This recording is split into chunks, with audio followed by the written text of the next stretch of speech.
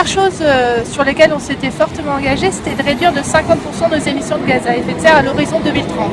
Alors on n'est pas en 2030, mais en tout cas cet objectif-là, et c'est ça qui est important, on l'a bien inscrit au cœur de nos politiques publiques, que ce soit dans la révision de notre plan local d'urbanisme métropolitain, parce que c'est un des premiers leviers pour réduire notre consommation d'énergie et notre empreinte énergétique, c'est bien d'aménager la ville différemment, de consommer moins d'espace, de raccourcir les distances et puis de produire aussi de l'énergie, relocaliser la production d'énergie en ville.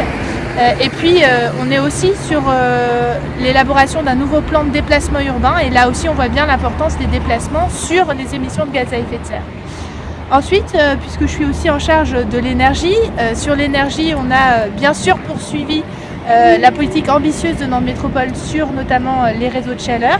Les réseaux de chaleur, c'est de la production de chaleur pour alimenter des gros équipements publics ou des copropriétés et habitat social, c'est-à-dire qu'on va arriver à tenir nos engagements. En 2020, on produira de la chaleur à partir d'énergies renouvelables majoritairement à 80% et qui iront aux logements sociaux. 50% des logements sociaux à Nantes auront de la chaleur à partir du réseau de chaleur. Et puis on a aussi toute la question de la maîtrise des énergies qui est primordiale dans une grande ville ou une métropole qu'est Nantes Métropole.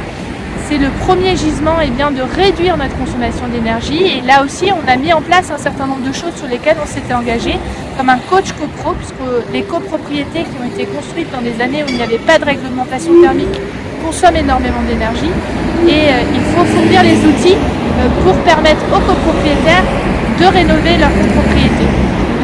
Idem pour les habitants dans des logements individuels.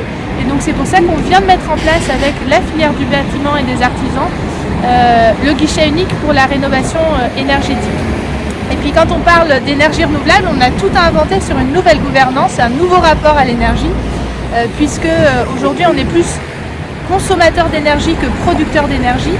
Et c'est vrai que notre idée de centrale photovoltaïque disséminée à travers la ville, elle est en train de prendre forme grâce à l'investissement de citoyens, d'habitants, en coopération avec la collectivité. Et là aussi on essaye de changer un peu le modèle de la collectivité qui donnerait tout, mais il y a plein d'initiatives sur le territoire. On a vraiment de la chance d'être sur le territoire de la métropole et donc ça aussi il faut savoir le saisir et c'est un peu aussi le sens du grand débat sur la transition énergétique. Donc à l'avenir, les perspectives, c'est de réaliser, de concrétiser, d'aller plus loin sur ces engagements. Il y a plein de choses qu'on a lancées, comme le cadastre solaire, mais il faut encore que cet outil fasse ses preuves, qu'il soit bien expliqué aux habitants et que chacun puisse s'en saisir. C'est un exemple.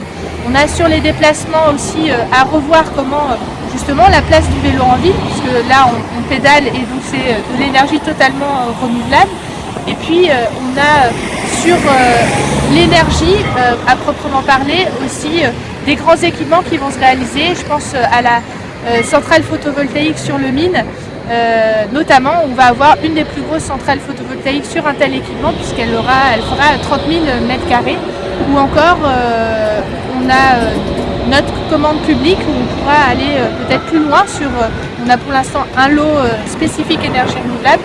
On a attribué à Enercop qui vont pouvoir aussi se structurer sur notre territoire et réinvestir de l'argent dans la production d'énergie renouvelable sur notre territoire. Donc toute cette ébullition, il va falloir la saisir, la concrétiser, l'accentuer et le grand débat va nous servir à ça aussi en cette année 2017.